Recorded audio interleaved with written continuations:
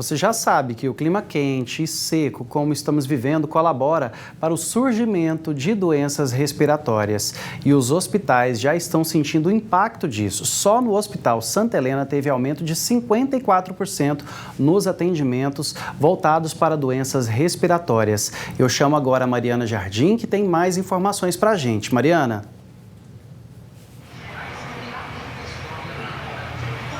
Boa tarde, Renato. Boa tarde a todos que acompanham o TJ Goiás. Em Goiás, aqui o nosso estado registrou este ano mais de 2.500 casos de síndrome respiratória aguda grave. E para falar mais sobre essas doenças respiratórias, sobre as outras doenças respiratórias, converso agora com a doutora Bruna Mello, ela é clínica geral aqui. Doutora, boa tarde. Nós estávamos fazendo agora um link sobre o clima, sobre o tempo está frio, a umidade está baixa, o clima está seco. Isso pode influenciar nas doenças respiratórias, nesse aumento dessas doenças e de pessoas procurando os hospitais?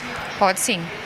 Na verdade, a gente nota, né, que essa procura ela acontece todos os anos neste mesmo período de tempo, né, que vai de março até outubro. Essa variação do tempo e do clima, ela com certeza predispõe ao surgimento, né, e até ao agravamento dessas doenças respiratórias.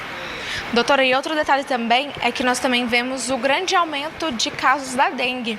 Eu, por exemplo, não sabia que a dengue poderia causar doenças respiratórias. Explica um pouco melhor para o pessoal de casa como isso acontece.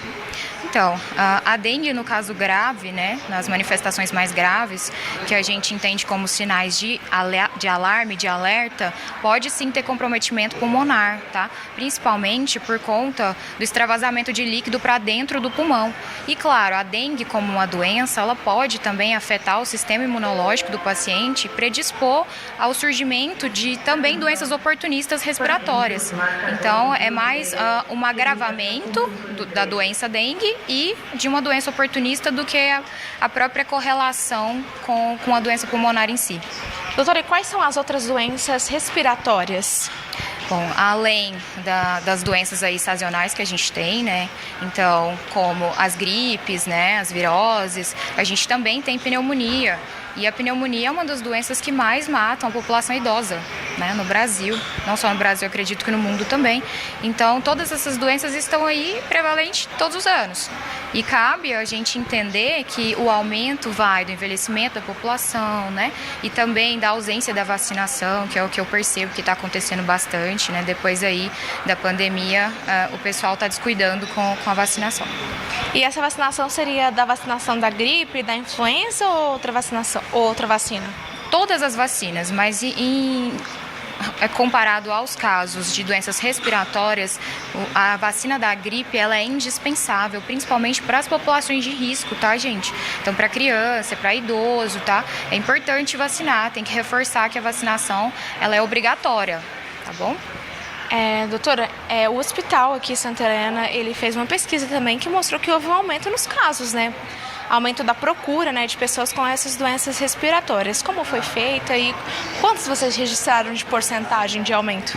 Foi um aumento de mais de 54%. Então a gente notou que o pronto-socorro estava tendo uma demanda maior, principalmente de síndrome respiratória.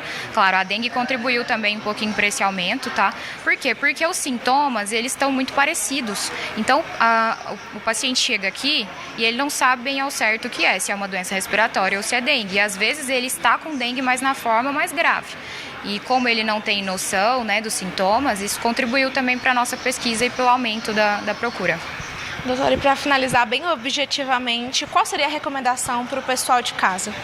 Então, a recomendação, ela é uma recomendação até simples, né? Então, aumentar a ingesta hídrica, tá? A gente vai considerar aí que o mínimo é 35 ml vezes o peso, certo? Então, um paciente de 70 quilos, ele tem que consumir ali no mínimo 2 litros e 500 ml de água por dia.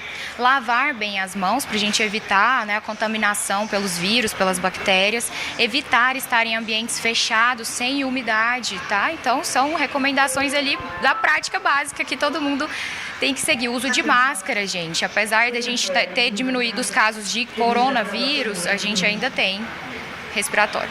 Obrigada, viu, doutora, pela participação. Volto com você aí no estúdio, Renata, e fico alerta aí para se cuidar e cuidar da saúde e fugir das doenças respiratórias.